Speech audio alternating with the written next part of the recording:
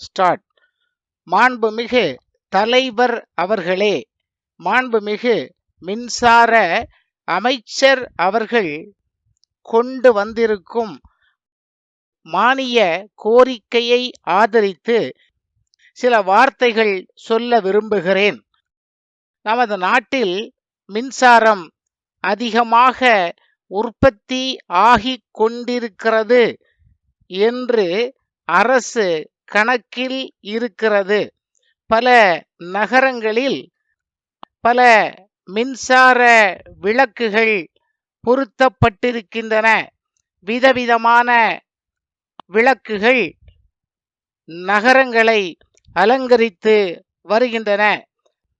ஆனால் அதே சமயத்தில் கிராமங்களில் உள்ளவர்கள் மின்சாரம் என்றால் என்ன என்பதை கூட அறியாமல் இருக்கிறார்கள். நமது மாநிலத்தில் கிராமங்கள்தான் அதிகம் இருக்கின்றன. அதை இங்குள்ள எல்லோரும் அறிவார்கள்.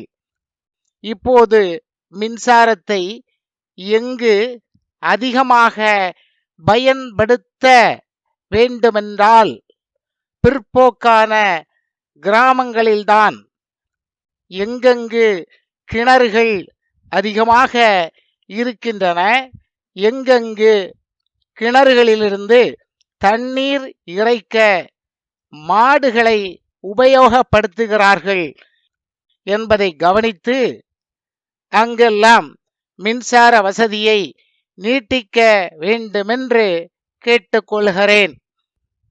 விவசாயத்திற்கு மின்சாரம் மிகவும் அவசியம்.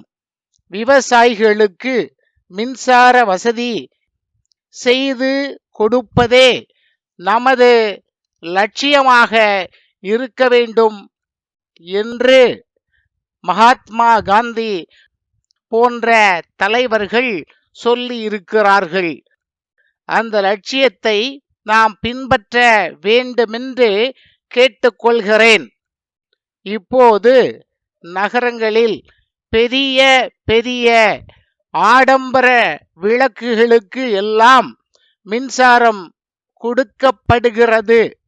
அதற்கு பதிலாக அந்த மின்சாரத்தை விவசாய வேலைகளுக்கு அளிக்கலாம் என்று தெரிவித்துக் கொள்கிறேன். கிராமங்களில் மிக ஆழமான கிணறுகளிலிருந்து தண்ணீர் இறைப்பதற்கு உதவியாக மின்சார சக்தி கொடுக்கப்பட வேண்டுமென்று நான் சுட்டிக்காட்ட விரும்புகிறேன். நகரங்களுக்கு மின்சாரம் கொடுக்க கூடாதென்று நான் சொல்லவில்லை. இருந்தாலும் ஆடம்பரமான காரியங்களுக்கு மின்சாரம் கொடுக்காமல் நகரங்களின் அவசியமான தேவைக்கு மட்டும் அளித்து கூடுமான வரையிலே நகரங்களில் மின்சாரத்தை சிக்கனமாக உபயோகித்து அந்த அளவுக்கு கிராமங்களுக்கு மின்சாரம் அளித்தால் விவசாயம் முன்னேறுவதற்கு உதவியாக இருக்கும் என்பதை தெரிவித்துக் கொள்கிறேன். என்னுடைய தொகுதி மக்கள் மின்சாரம் என்றாலே என்ன என்று தெரியாத நிலையில் இருக்கிறார்கள். இம்மாதிரி பின்தங்கிய பகுதிகளுக்கு விவசாயத்திற்கு மின்சாரம் கட்டாயமாக கொடுக்கப்பட வேண்டும் என்று கேட்டுக்கொண்டு என் உரையை முடித்துக் கொள்கிறேன். சென்னை அனந்தன் கூட்டமைப்பு திரு க. ராமநாதன், 3 தெற்கு மாட வீதி, மயிலாப்பூர், சென்னை அவர்களுக்கு எழுதும் கடிதம். அன்புடையீர், எங்களுடைய வர்த்தகம் முன்னேறி மிகவும் வளர்ச்சி அடைந்துள்ளதால் அதற்கு ஏற்றவாறு அதிகமான பரப்பளவை கொண்ட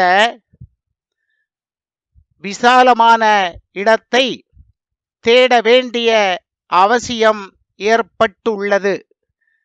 ஆகையால் ஏப்ரல் 1ஆம் தேதியன்று சென்னை அண்ணா சாலை 30 இலக்கம் கட்டிடத்திற்கு நகர முடிவு செய்துள்ளோம். ஆகையால் ஏப்ரல் 1ஆம் தேதி முதல் தங்களுடைய கடிதங்களை புதிய முகவரிக்கு அனுப்பி வைக்குமாறு கேட்டுக்கொள்கிறோம். புதிய இடம் தாராளமாக இருப்பதால் கூடுதல் வியாபாரம் செய்வதற்கு உதவியாக இருக்கும் என்று நினைக்கிறோம். புதிய இடம் விசாலமானதாகவும் சென்னை நகரின் மத்தியிலும் இருப்பதால் அது உங்களுக்கு சௌகரியமாக இருக்கும் என நம்புகிறோம். இந்த புதிய இடத்திற்கு தங்கள் வருகையை ஆவலோடு எதிர்பார்க்கிறோம். தங்கள் நம்பிக்கையுள்ள